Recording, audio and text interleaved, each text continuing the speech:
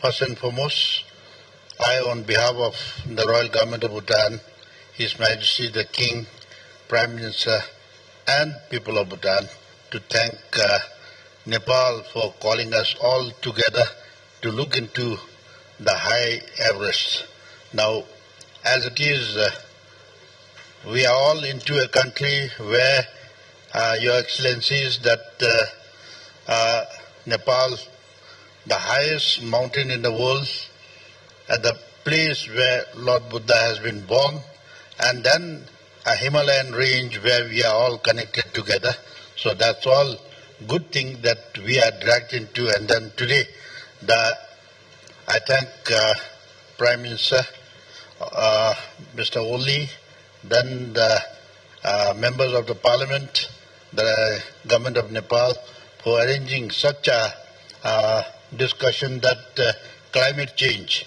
So we are every time saying that nevertheless, we never heard of climate change or global warming some decades ago, but then now we are experiencing, now particularly Bhutan, Nepal, we are rich in hydro, but then lately we realized that there is something called global warming and climate change, due to which we are facing the trouble.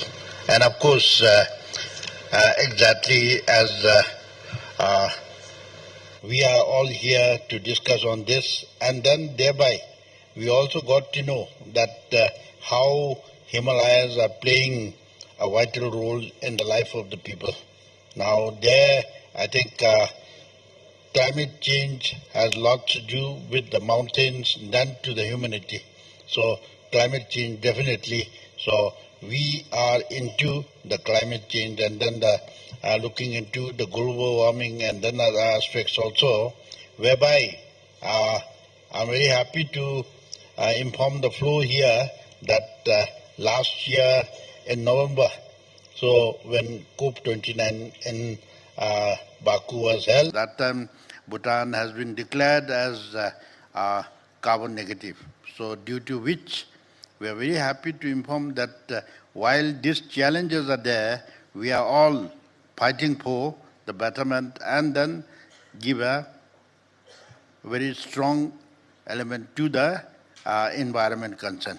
So by virtue, I think everyone understands that Bhutan depends on GNH concept, thereby, so we are totally depending on the environment, where environment is put on the forefront by the then fourth king. So as the king of the Bhutan, when he stepped into, he said that I depend on gross national happiness, due to which one of the pillars is the environment. So that is where we are very much into, and then forest coverage also. By constitution itself, he has mentioned there that we got to be 60% forest covered, but then very happy to inform the floor here that Bhutan not only 60%, but then we have 69% forest covered, and then also we are rich into hydro. So these days, now I think Nepal has brought this topic right in the nick of time, where we need to play a vital role, whereby climate has lots to do with the mountains, mountains has lot to do with the human being. So that's why I think humanity concern is also very much we have to look into. Thereby, I think where we expect lots of glacier outburst has never been experienced long time back. But today, this is a vital thing. So I think with which, just to inform that we are very much part and portion of this discussion, so we are there for it. Thank you very much, Madam. Thank you.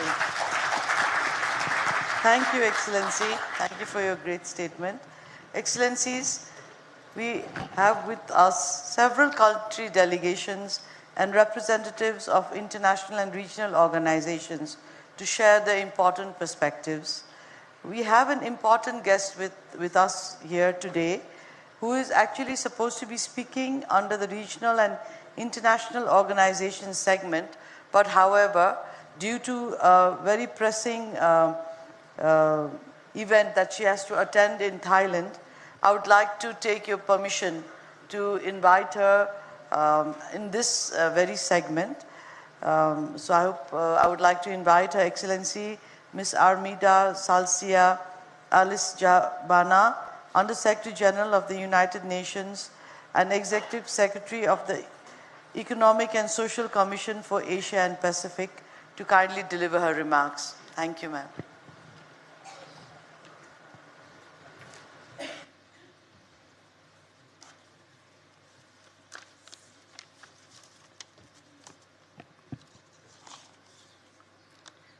Honorable Dr. Arzu Ranadoiba, Minister for Foreign Affairs of Nepal, as well as Chair of the session, Excellencies, distinguished delegates, I would like to congratulate the organizers of Sagarmatha Samvat for convening this dialogue at a time when the urgency of climate action has never been more acute.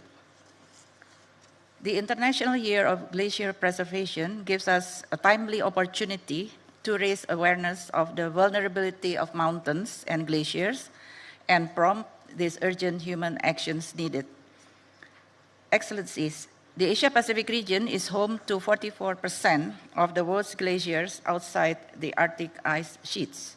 The third pole is often referred to as the water tower of Asia. It stores more ice and snow than any region outside the North and South Poles, and is the origin of more than 10 major river systems. While the effects of warming vary across the third pole's geographies, glacier melt has intensified, especially along the rich diversity of ecosystems and species of the Himalayan mountain range, leading to the emergence of multi-hazard risk hotspots. Recognizing this risk, Member States last month at the 81st session of the Commission session adopted a resolution on strengthening cooperation on the water and climate nexus. The resolution noted with concern the retreat of glaciers, permafrost thaw, mass ice loss, and the shrinking extent and duration of snow cover. It also called for enhanced regional and international collaboration to address these interconnected challenges. In this context, I would like to highlight 3 key areas for action. First, we must strengthen cooperation on the water and climate nexus grounded in science. The Third Pole Regional Climate Center Network, a science-led initiative launched by member states, including Nepal, in June 2024, provides a unique framework for regional and sub-regional cooperation. It is supported by WMO in partnership with ESCAP, ICIMOD, and other institutions. We then need to scale and deepen partnership and dialogue. The Himalaya and Hindu Kush call to action, led by ICIMOD and endorsed through a ministerial declaration in 2020, is a promising step forward. Among the issues identified in the declaration, investment in data systems are essential as investment in physical infrastructure. Data collection, analysis, and cross-country sharing enabled by innovation in geospatial and digitally driven AI application are critical for science-informed action. And finally, we must foster a shift in mindset across all levels of society that transform how we value and manage water. Thank you very much. Thank you. Thank you, Excellency, and thank you for making a statement, and have a safe journey back. And next, I would like to request Honorable Mr. Ain Bahadur Shahi Thakuri, Minister for Forest and Environment of Nepal, to deliver his statement, followed by the United Kingdom.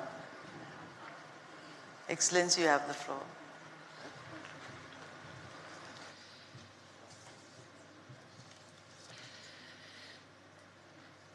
Yes सत्रको सभाध्यक्षता गरिरहनुभएका माननीय परराष्ट्र मन्त्री doctor आर्जु राणा देउबाज्यू, माननीय मन्त्रीज्यूहरू, महामहिमज्यूहरू, विशिष्ट प्रतिनिधिहरू, भद्र महिला तथा सज्जनवृन्द, Sagarmatha संवादको yes पूर्ण सत्रमा उपस्थित विशिष्ट महानुभावहरूको अवसरमा सम्बोधन गर्ने यो अवसरमा मेरो लागि ठुलो सम्मान र गर्वको विषय ठानेको छु। आज हामी गहिरो विश्वव्यापी सङ्कटको सामना गर्नुपर्ने अवस्थाको छेडमा जलवायु परिवर्तन, हिमाल र मानव जातिको भविष्य विषयमा महत्त्वपूर्ण संवादका लागि उपस्थित भएका छौँ। यस विषयको संवाद आयोजना गर्न समयानुकूल क्षमता, सामर्थ्यता र प्रकृतिको बुद्धिमत्ताको स्थायी प्रकृतिको रूपमा रहेको विश्वको सर्वोच्च शिखर सगरमाथाको फेदी भन्दा अर्को उपयुक्त स्थान हुन सक्दैन भन्ने मलाई विश्वास छ। महामहिमज्यूहरू, विशिष्ट प्रतिनिधिहरू, विश्वका 14 मध्ये 8वटा अग्ला हिमालहरू भएको भूमि नेपालले यी प्राकृतिक धरोहरहरूको संरक्षण गर्ने पवित्र जिम्मेवारी वहन गर्दै आएको छ। मानव जातिको लागि 1 भागलाई ताजा पानी, जैविक विविधता र आध्यात्मिक जीवन शक्ति प्रदान गर्दै आएको तेस्रो ध्रुवको रूपमा परिचित क्षेत्रको हिस्साका रूपमा हाम्रा हिमालहरू रहेका छन्। यी हिमालहरू केवल भव्य मात्र छैनन्, हाम्रा अत्यावश्यक जलवायु नियामक समेत रहिआएका छन्। तथापि तिनीहरू हाल द्रुत गतिमा बढ्दो जलवायु आपतकालको अग्रपन्थीमा रहेका छन्। हाम्रो आँखै अगाडि हिमाली परिदृश्यहरू रूपान्तरण हुँदै गइरहेका छन्। हिमनदीहरू घट्दैछन्, पारिस्थितिक प्रणालीहरू बदलिँदैछन्, परम्परागत जीवनशैलीहरू उल्टिँदैछन्। जलवायु सूचकहरूले खतराको सीमा पार गरिरहेका छन्। विश्व मौसम विज्ञान सङ्गठनका अनुसार सन् 2024 विगत 175 वर्षकै सबैभन्दा तातो वर्ष रहेको थियो। पर्वतीय क्षेत्रहरूको तापक्रम विश्वव्यापी औसतभन्दा दोब्बरले वृद्धि हुँदै गइरहेको कुरा जलवायु परिवर्तन सम्बन्धी अन्तरसरकारी प्यानल आइपिसिसीले को 6औं मूल्याङ्कन प्रतिवेदनले पुष्टि गरिसकेको छ। हामीले विगत 3 वर्षमा हालसम्मको सबैभन्दा धेरै हिमाच्छादित क्षेत्र गुमाएका छौँ। विगत 2 दशकको तुलनामा समुद्र सतह द्रुत गतिमा बढिरहेको छ।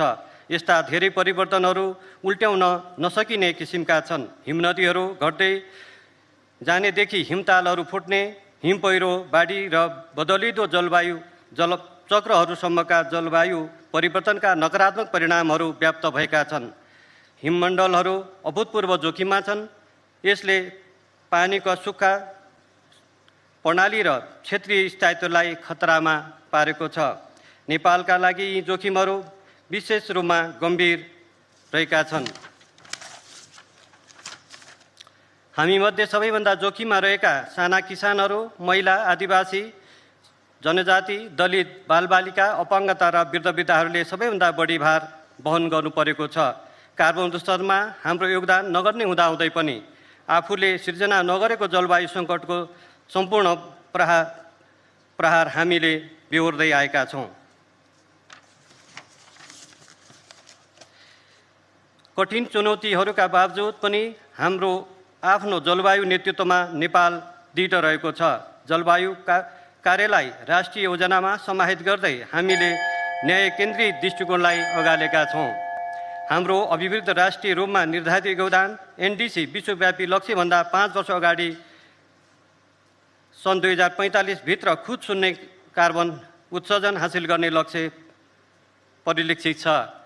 आजै मात्र सम्माननीय प्रधानमन्त्री केपी शर्मा ओलीज्यूको हातबाट एनडिसी सार्वजनिक भएको छ र हामीले बिटिआर पनि अन्तिम चरणमा पुर्याएर बिटिआरको पनि हामी तयारीमा छौँ। हाम्रा राष्ट्रिय जलवायु परिवर्तन नीति र राष्ट्रिय अनुकूलन योजनाले कृषि, ऊर्जा, पानी पूर्वाधार र जैविक विविधता केन्द्रित क्षेत्रीय रणनीतिहरू सहित जलवायु समानुकूलतर्फ स्पष्ट मार्गचित्र प्रस्तुत गरेका छन्।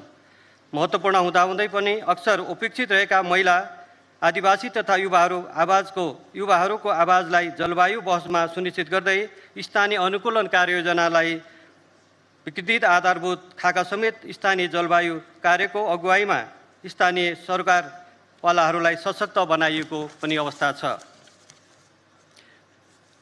जलवायु परिवर्तन सम्बन्धी संयुक्त राष्ट्र सङ्घीय संरचना महासन्धि UNFCCC, क्योटो प्रोटोकल र पेरिस सम्झौताका पक्ष राष्ट्रको रूपमा नेपाल आफ्नो प्रतिबद्धतामा अविचलित रहेको छ।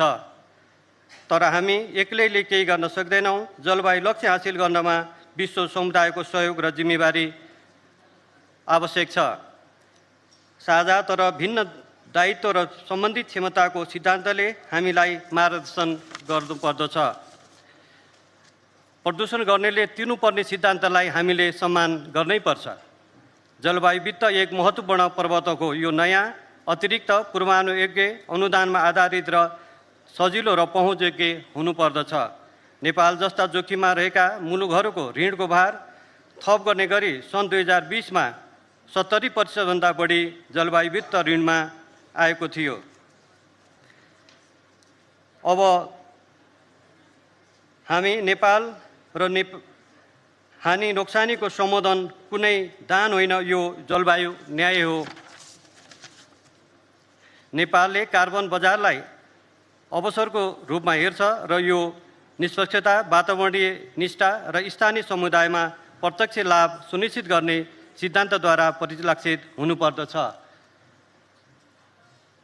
हिमालहरू विश्वव्यापी जलवायु केन्द्रका केन्द्रबिन्दु हुन्।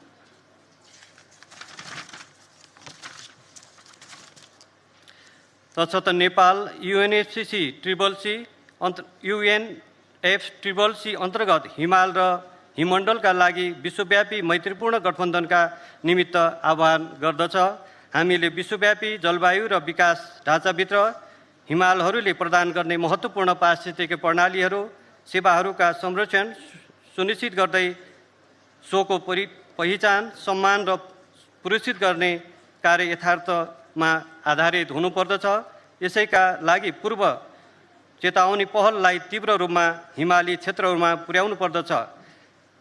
सशक्त जोखिम मूल्याङ्कन, निरन्तर अनुगमन र भविष्यमूलक अनुकूलन पूर्व प्रमुख रणनीतिहरू हुनुपर्दछ।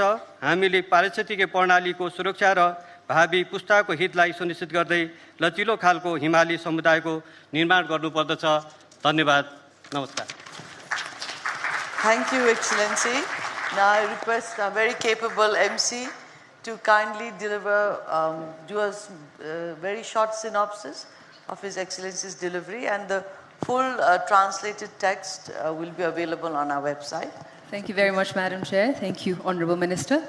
Our Honourable Minister highlighted Nepal's unwavering commitment to strengthening its policies to drive sustainable growth and climate resilience. Recognizing the pressing challenges faced by our nation, he emphasized the urgent need for robust and forward-looking policies that prioritize environmental conservation, sustainable development, and economic stability. He also stressed that true progress is not achieved in isolation. Nepal's journey towards sustainable development must be a collective effort, one that brings together government, private sector, international partners, and local communities together. By working hand in hand with global allies, Nepal aims to harness innovation, share best practices, and create impactful solutions that benefit not just the nation, but the entire world. The minister's address served as a powerful reminder that with the right policies, strong partnership, and a united vision, Nepal and the world can pave a way for a resilient and prosperous future. Thank you. Thank you, sir. Thank you, Samiksha. Now I would like to request Her Excellency Baroness Susan Heyman, Parliamentary Under-Secretary of State, United Kingdom, for her statement, followed by the United Arab Emirates. Madam, the floor is yours.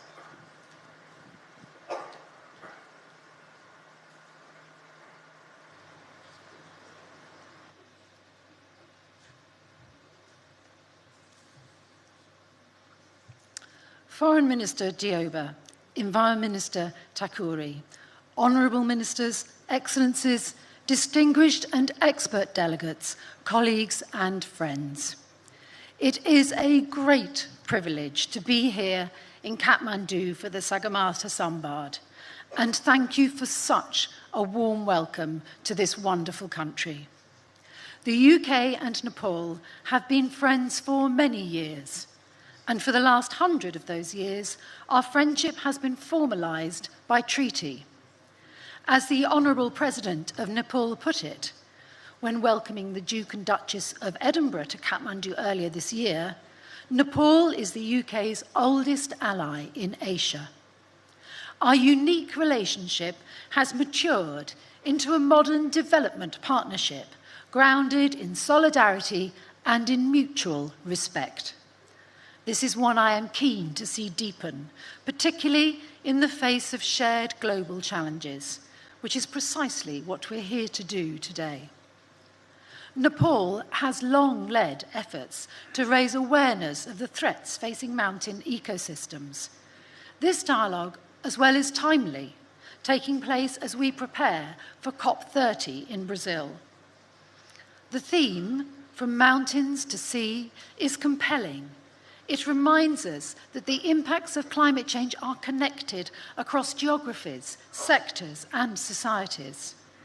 Nepal contributes only 0.04% of global greenhouse gas emissions, yet it is among the countries most exposed to the effects of a changing climate. The Hindu Kush Himalaya region supports nearly 1.9 billion people downstream. Its glaciers are retreating at alarming rates, now melting 65% faster than a decade ago. And Nepal's rivers contribute up to 70% of the Ganges dry season flow. This sustains agriculture, energy, and daily life across South Asia. Its forests, watersheds, and ecosystems are a cornerstone of regional climate and water security. And the stakes are rising. The floods of September 2024 caused economic losses exceeding 45 billion Nepali rupiah. These shocks will only intensify as temperatures rise, monsoons shift, and high-risk glacial lakes increase in number. And at the same time, air pollution is accelerating glacier melt and harming public health.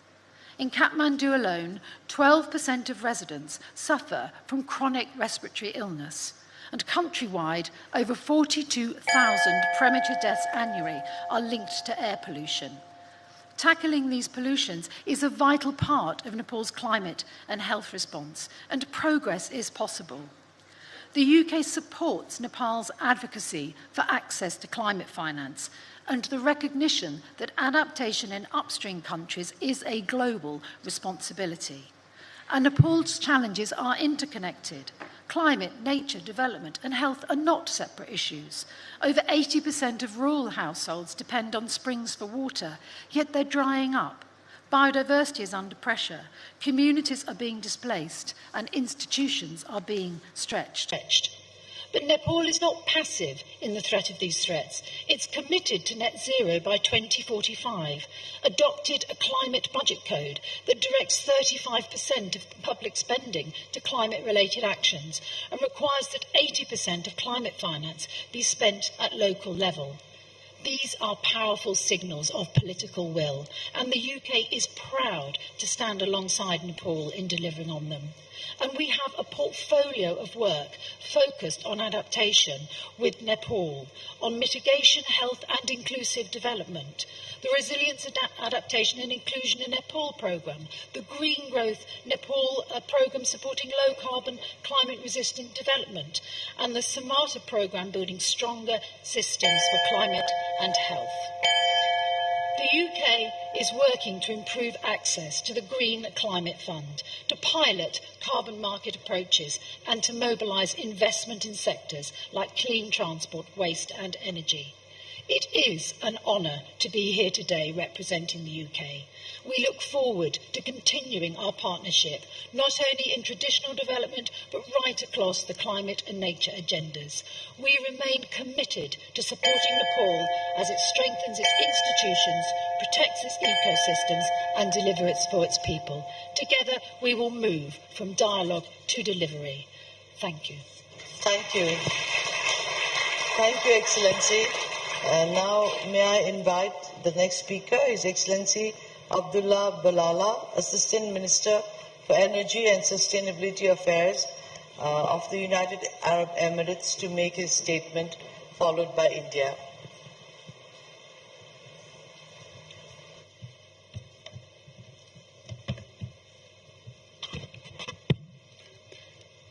Excellencies, distinguished delegates, honored hosts, Assalamu alaikum. It is wonderful to join you in Kathmandu for this historic first edition of Sagarmatha Sambat. I convey the sincere appreciation and the greetings of His Highness Sheikh Abdullah bin Zayed Al Nahyan, Deputy Prime Minister and Minister of Foreign Affairs of the United Arab Emirates. We extend our deepest thanks to the government of Nepal, to Your Excellency, and to the people of Nepal for convening this vital dialogue at the roof of the world. The name Sagarmatha, which is the Nepali name for Mount Everest, reminds us of what is truly elevated in this world, not just peaks, but principles. Resilience, harmony with nature, intergenerational duty, and the pursuit of common good. Today, as we gather under the shadow of the Himalayas, we are reminded that what happens to glaciers do not stay in the mountains. Mountains are not only a vital source of water, biodiversity, and culture, they are also powerful indicators of our planet's health. What happens on the peaks today will shape the fate of the valleys and coastlines tomorrow. As glaciers melt, they feed rising seas. As slopes become unstable, landslides follow. Disrupted weather patterns bring droughts, floods, and food insecurity to communities near and far.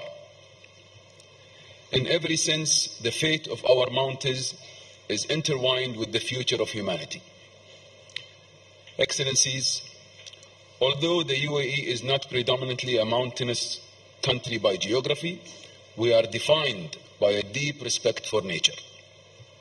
Climate change anywhere in the world carries consequences for all economies, and the UAE as a global hub for trade and innovation and resilience is no exception. Our mountain range straddling the Eastern Arabian Peninsula plays a vital role in sustaining biodiversity, preserving cultural heritage, and securing water resources in one of the most arid regions on Earth. This gives us a profound understanding of the risks faced by mountain communities and the shared purpose in amplifying their voices in global climate governance.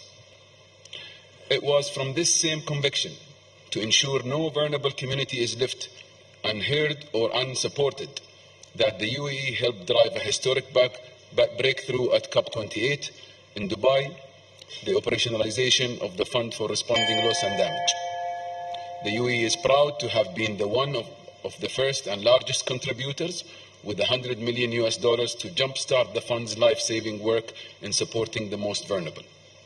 We made this commitment not out of symbolism, but out of solidarity. We believe no community, mountain, island, or lowland should face climate devastation alone or unaided. We recognize that mountain ecosystems are underfinanced and undervalued, despite their critical role in sustaining water security, biodiversity, and cultural heritage. The UAE is actively connecting private capital to high-impact adaptation, resilience, and nature-based solutions across fragile geographies. At the heart of these efforts lies the UAE Framework for Global Climate Resilience, a unifying approach launched to strengthen climate resilience worldwide and safeguard the most vulnerable. This framework reflects the UAE commitment to ensuring that no ecosystem or community is left behind as we transition towards a climate-secure future. We welcome mountain nations to work with us and regional finance institutions to develop the required financing tools that can respond to this important matter. As the host country of the 2026 United Nations Water Conference, co-chaired with Senegal, the UAE invites all nations represented here to help shape a global water agenda that includes glaciers, groundwater, and cross-ecosystem coordination. The water that flows from your peaks sustain our valleys. The fate of snowmelt is the fate of food security, energy system, and human health. This conference will be a platform to unique mountain, coastal, and desert nations behind the shared blueprint for water resilience.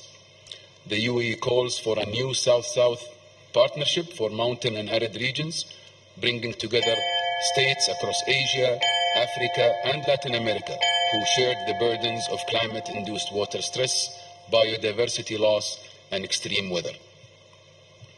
We believe that the highest summits are not those we stand upon, but those we rise towards together. The UAE stands ready to partner with all states represented here. Let Sagarmatha Sambad mark not just a moment of reflection, but a turning point for action, where the mountains inspire momentum and where climate justice is scaled from the peaks to the people. We have the tools, we have the science, and we have the collective ingenuity to change course. And remember, when we safeguard the mountains, we safeguard our shared homes. Thank you, Shukriya, Dhanabad. Thank you, Excellency, for your statement. May I now invite His Excellency Mr. Amandeep Garg, Assistant Minister, Government of India, for his statement, followed by the State of Qatar after this.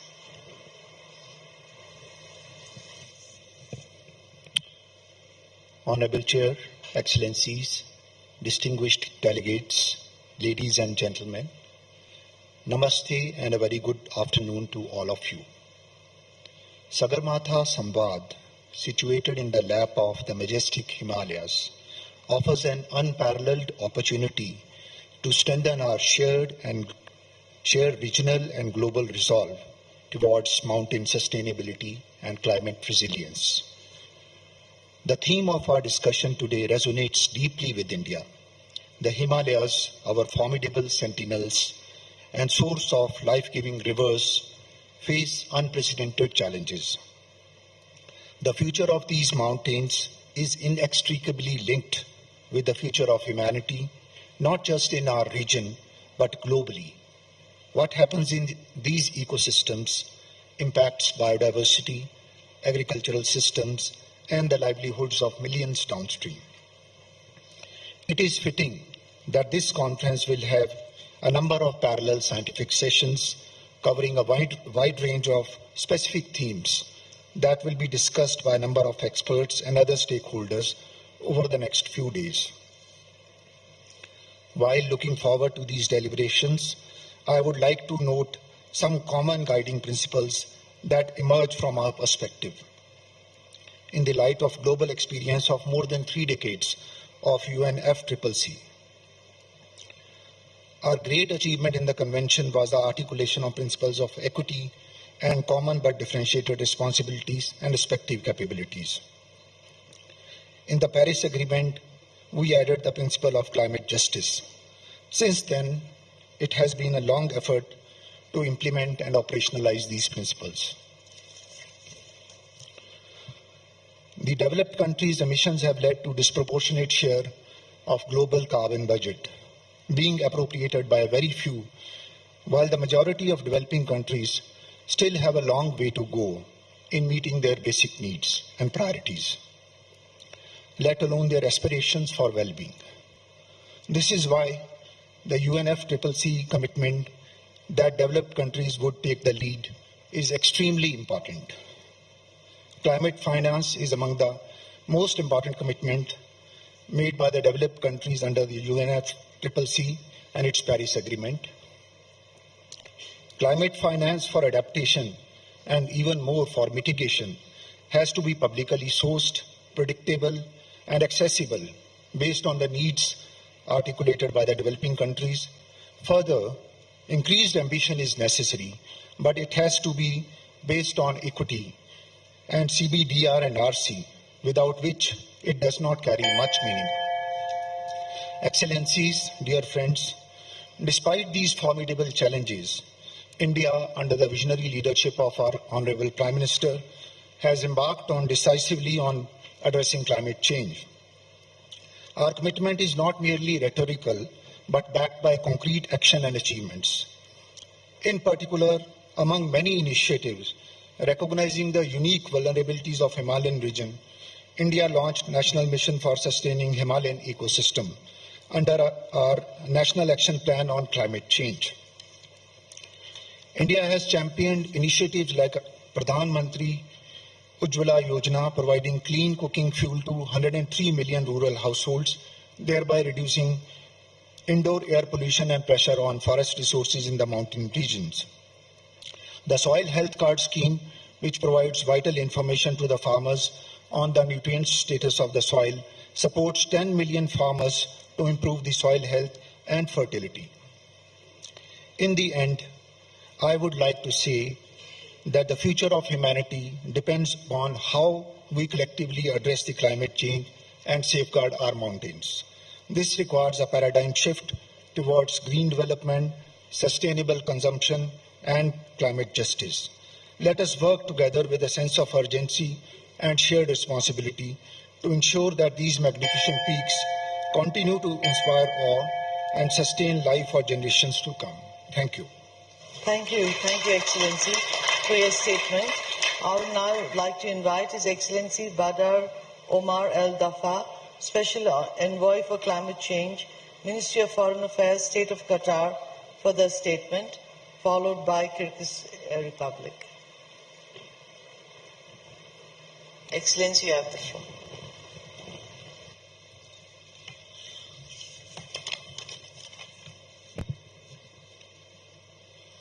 Assalamu alaikum. Excellency the Foreign Minister, Excellencies, esteemed colleagues, ladies and gentlemen, good morning. First, I would like to extend my thanks to the esteemed Foreign Minister of Nepal for this gracious invitation to this important conference on climate change, mountains, and the future of humanity. It is a privilege to be here in Nepal, a nation of breathtaking beauty and a profound ecological significance.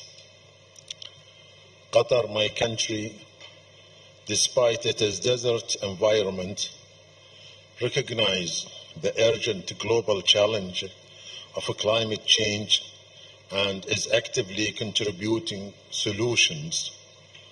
We have embarked on an ambitious path outlined in our National Climate Change Action Plan 2030, with a firm target of reducing greenhouse gas emission by 25%.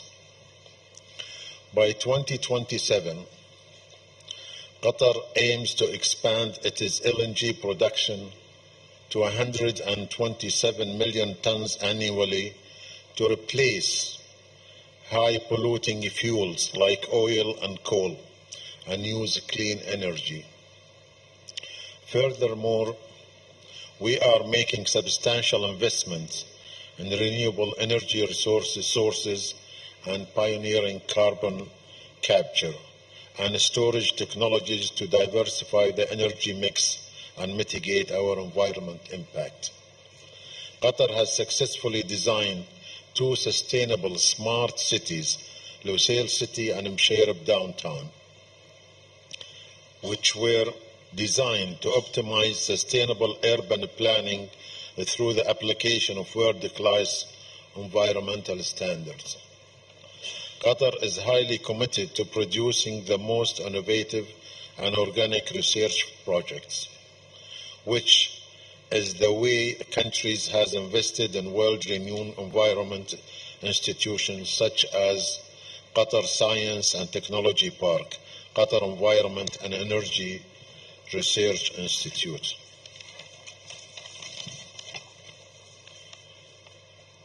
We also deeply praise Nepal's proactive and dedicated efforts in addressing the impact of climate change, particularly within your fragile mountain ecosystem.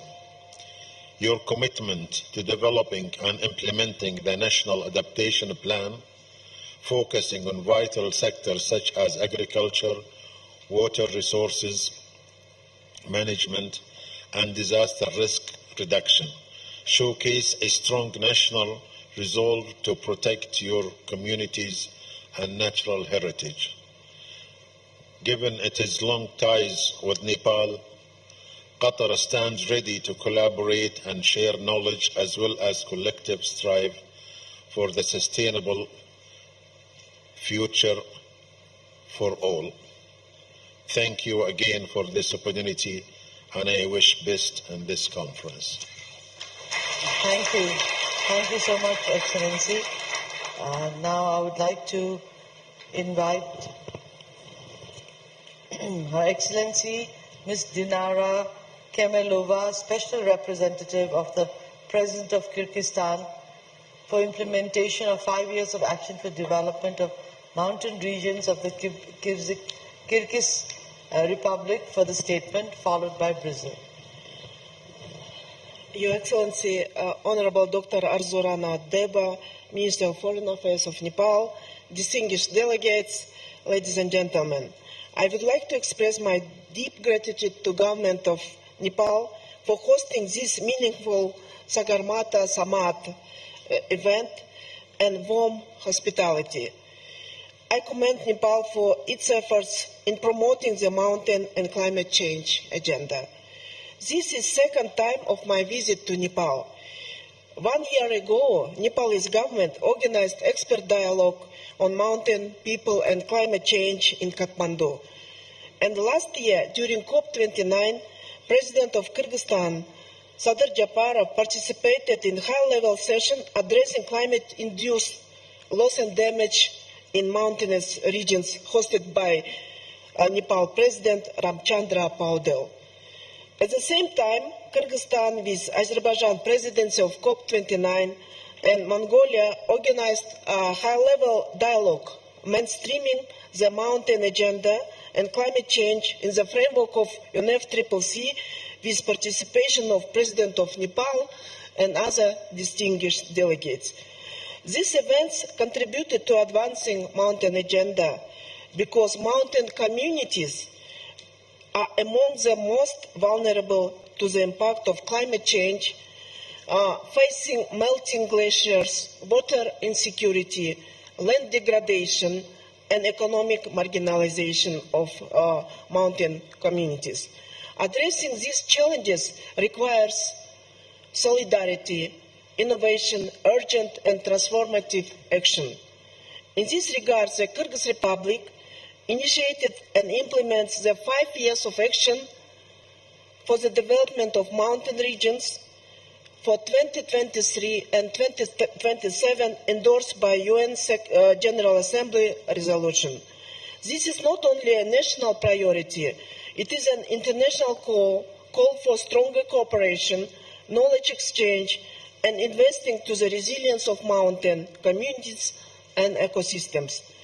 Just last month in April, we hosted the Global Mountain Dialogue for Sustainable Development in Bishkek with participation of more than 50 countries and 29 international organizations. This conference marked a major milestone on the road to the Bishkek Plus 25 summit scheduled for 2027 as the culminating event of the 5 years of action plan for the development of mountain regions. It is not only reinforced global solidarity around the challenge of sustainable mountain development, but also laid the groundwork for concrete international action. During the conference, the President of the Kyrgyz Republic proposed a set of ambitious initiatives to elevate the mountain agenda in the global level. These include, first, establishing a fund for mountain countries' development. We advocate for targeted financing for needs of mountain regions to implement programs on climate change adaptation and resilience with a focus on glaciers, forests, addressing mountain land degradation and biodiversity loss, increasing preparedness for natural disasters and social economic support for mountain communities, especially women and children. Second, creating UN-coordinated mechanism, UN Mountains. Third, launching an international platform on mountain youth, women and climate. In this regard, we continue to advocate for the creation of the broad coalition of mountainous countries and sustaining global mountain dialogue.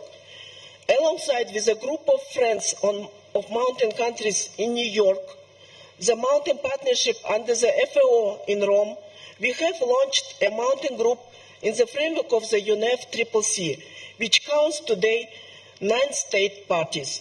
We invite those countries which have not done so yet to join to this group.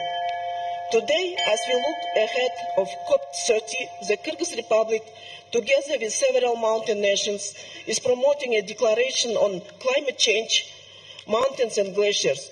We believe this declaration can become a shared voice for those whose lives and culture are shaped by highland ecosystems.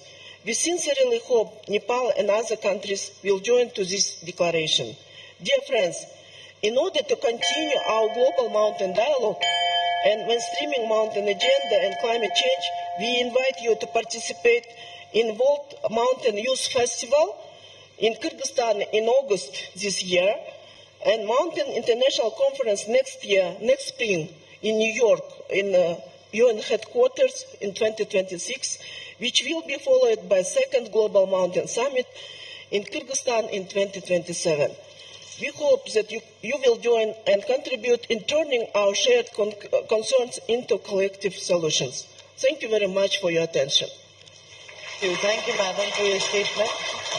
Now I would like to request His Excellency Mr. Carlos Alberto Michelson Den Hartog, Ambassador of the Federal Republic of Brazil, to deliver his statement, followed by Egypt.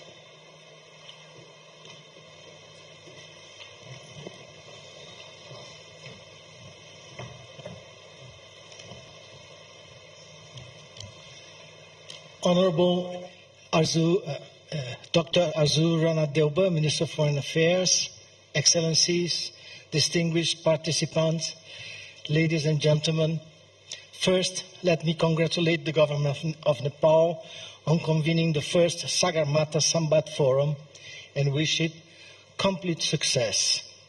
As all of you know, Brazil is now preparing for COP30, which will take place in November 2025 in the city of Belém, Pará State, located within the Brazilian Amazon region.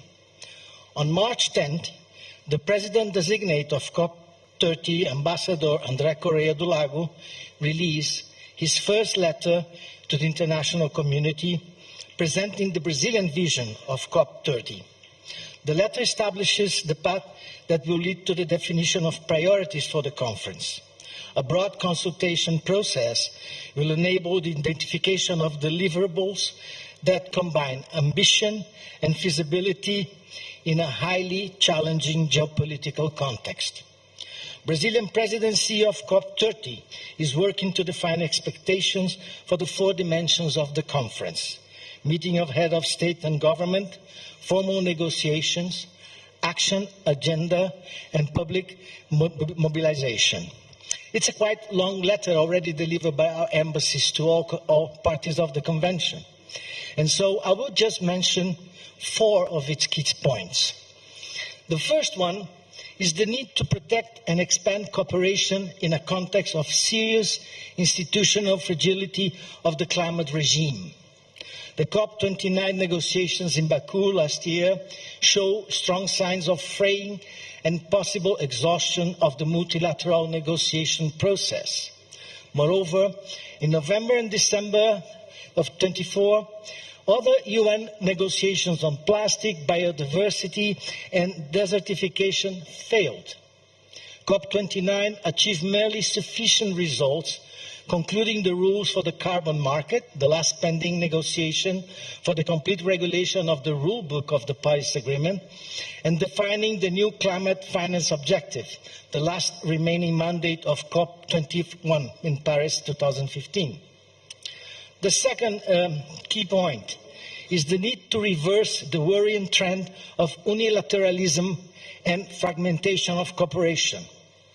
Therefore, COP30 constitutes an opportunity to consolidate the legacy of multilateral negotiations, avoid institutional and international law setbacks, and ensure that multilateralism and international cooperation remains the cornerstone of the global response to climate change.